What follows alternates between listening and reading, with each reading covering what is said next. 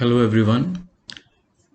My paper is titled Bodhi Before or Beyond the Law, Honor in the Biopolitical Regime. This paper is an attempt to open up the question of the relationship between cinema, gender and law in recent Malayalam films, a major language film industry in the south of India. It looks at the cinematic depiction of rape or anxiety surrounding sexuality and the larger discursive terrain within which the film text becomes socially symbolic objects.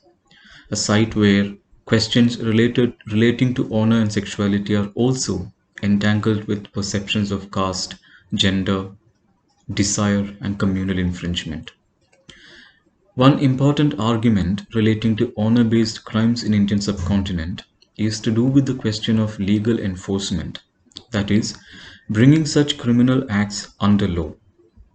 The first part of the paper will argue that in these filmic texts or other legal cases, there are certain ways in which the female body appears before the law, for example, as evidence of the crime itself.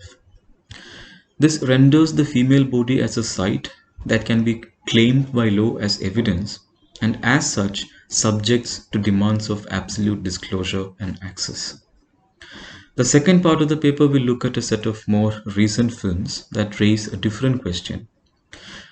A series of films released in the second decade of 21st century all have an incident of rape or anxieties of anxieties related to women's sexuality, followed by the protagonist, usually the male lover or husband of the victim, avenging and murdering the villain.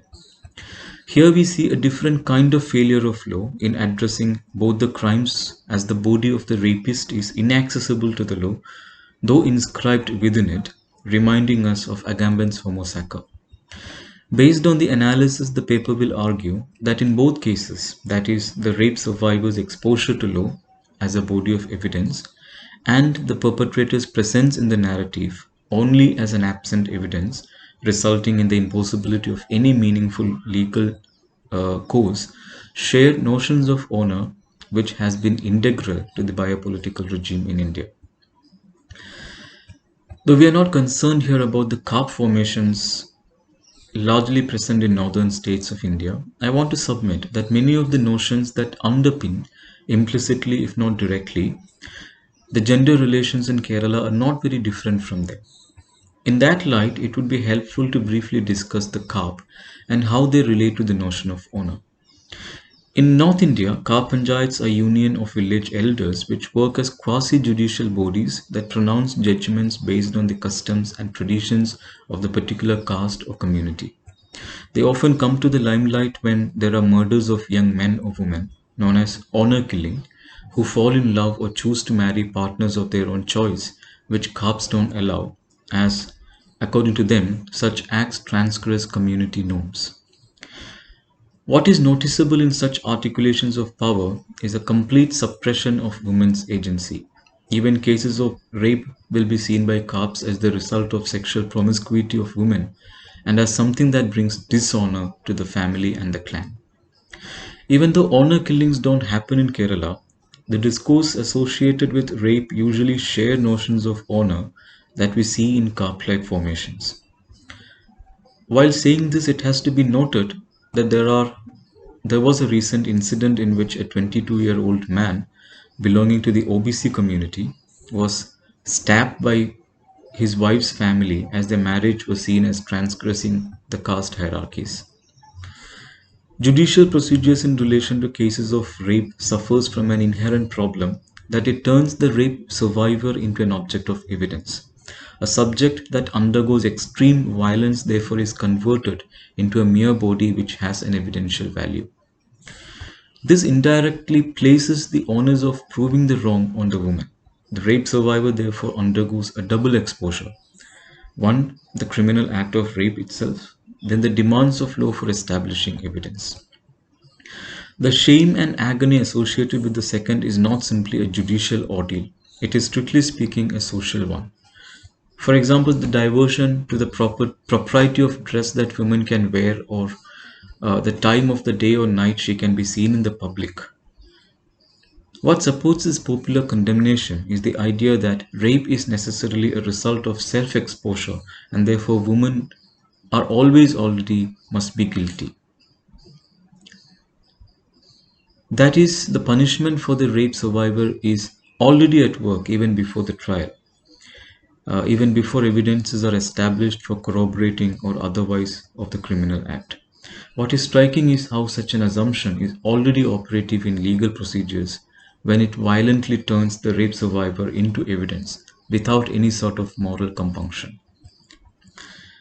A turning point in how Indian society dealt with instances of rape was the Nirbhaya incident in 2012, which involved the rape and murder of a girl in a moving bus in Delhi. The Nirbhaya moment was constitutive of the new discourse of rape in India. The idea that women themselves were responsible for rape was challenged, and many civil society groups demanded strict legal measures against rape crimes. The public outcry for the capital punishment of the rapist was directed at the reforms in rape laws. Though it redefined the whole question of the relation between law and rape, there were some elements in the discourse that suggested unstated continuity of a certain form of understanding rape.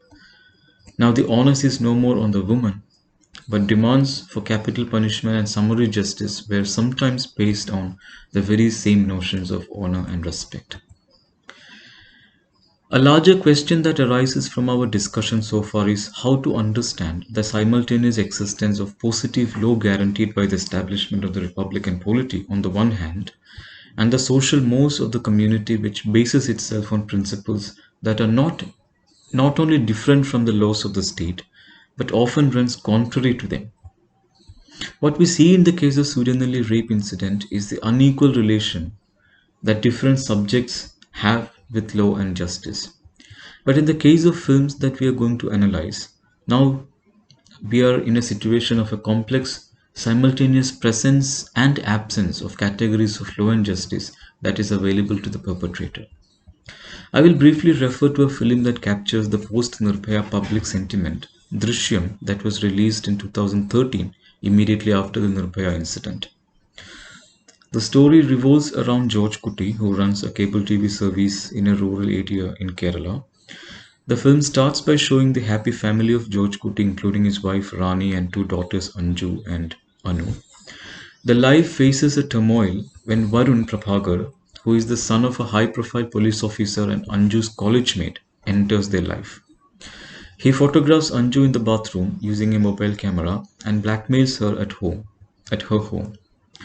Enraged by this, Anju tries to grab the mobile phone from Varun but unfortunately murders him in the fight.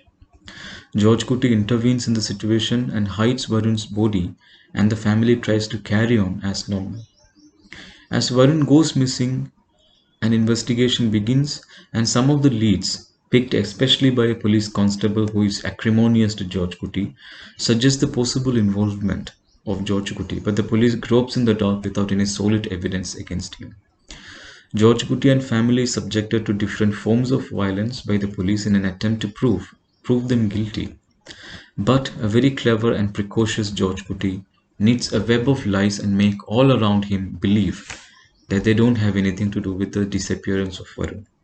At the end of the movie, we realize through a flashback that George Kutty had disposed Varun's body in an under construction police station, a location that will never become susceptible to police suspicion, in a way showing how the wrong done to Varun and his dead body that is lost forever now becomes the foundation for the law itself.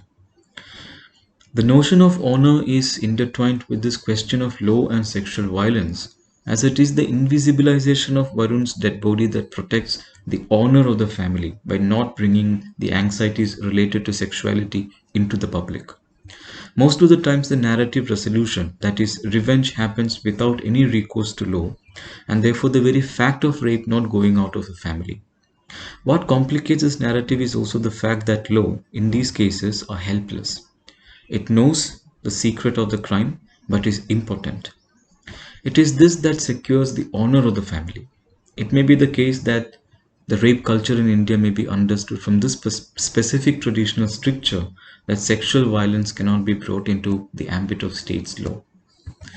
Let me conclude by citing a recent incident that resounds with some of the issues indicated here. On 29 November 2019, a veterinary doctor's body was found near Hyderabad, and four men, all of whom were truck drivers and crew members, were arrested for raping and murdering. The four men were later killed in a police encounter while they were being brought to the crime spot for further investigation. The police version stated that the accused tried to attack the police and escape from the spot, but there have been severe criticism from the civil society that it was a planned murder. A former Supreme Court Judge Justice Chalamishwar opined that summary justice and police encounters could lead to a situation where any innocent person becomes a victim of arbitrary state action.